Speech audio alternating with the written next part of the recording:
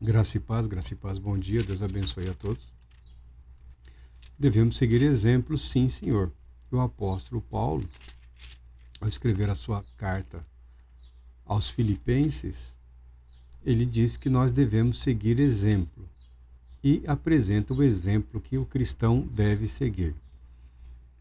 Tende em vós o mesmo sentimento que houve também em Cristo Jesus, o qual, Cristo Jesus, tendo plenamente a natureza de Deus, não reivindicou ser igual a Deus, mas, pelo contrário, esvaziou-se a si mesmo, assumindo plenamente a forma de servo e tornando-se semelhante aos seres humanos.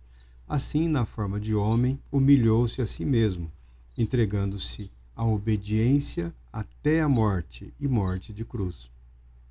Por isso Deus também o exaltou sobremaneira à mais elevada posição e lhe deu o nome que está acima de qualquer outro nome, para que ao nome de Jesus se dobre todo o joelho dos que estão nos céus, na terra e debaixo da terra, e toda língua confesse que Jesus Cristo é o Senhor, para a glória de Deus Pai. Graças a Deus pela sua palavra.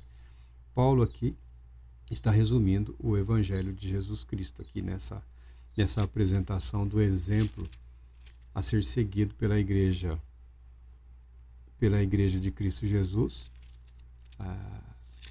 A carta aos Filipenses, né?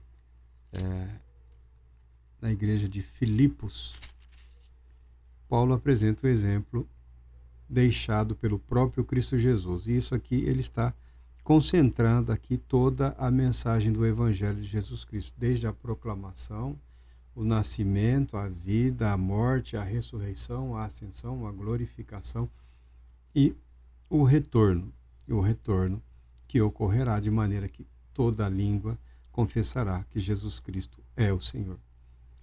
Se queremos seguir algum exemplo, o exemplo de Cristo é o suficiente para a vida do cristão. Ou seja, não querer ser mais do que se é. Há um texto bíblico que fala exatamente isso. Que ninguém pense de si mesmo além do que convém. O testemunho escriturístico aqui é que, invariavelmente, não só a humanidade representada por Adão, por Eva, mas também os seres celestiais, em algum momento, alguns deles tentaram ser igual a Deus. Tentaram ocupar ou usurpar a honra, a glória devida única e exclusivamente a Deus. Aí você tem o Lúcifer ou o Lucífero, você tem Adão, e pela história você vê homens, soberanos, reis, príncipes, nobres, guerreiros, religiosos, via de regra, a pessoa tenta ocupar ou tomar para si a glória devida única e exclusivamente a Deus. O cristão não deve ser esse, deve ser exemplo de obediência. E Paulo declara aqui qual é a posição do ser humano. A posição do ser humano é de servo. A posição da humanidade é de criatura, de criação de Deus. Devemos servi-lo a Deus através das nossas vidas, através da nossa existência. O ser humano é chamado ao serviço. O ser humano não é chamado para ser Deus. Tá? O ser humano não foi convocado para ser Deus. O ser humano foi criado para ser homem, para ser humano. Se a humanidade ainda não conseguiu encontrar a beleza a ser expressa através de si mesma, da humanidade criada por Deus, que existe para o louvor e glória de Deus, essa é uma responsabilidade que teremos que responder diante do Todo-Poderoso.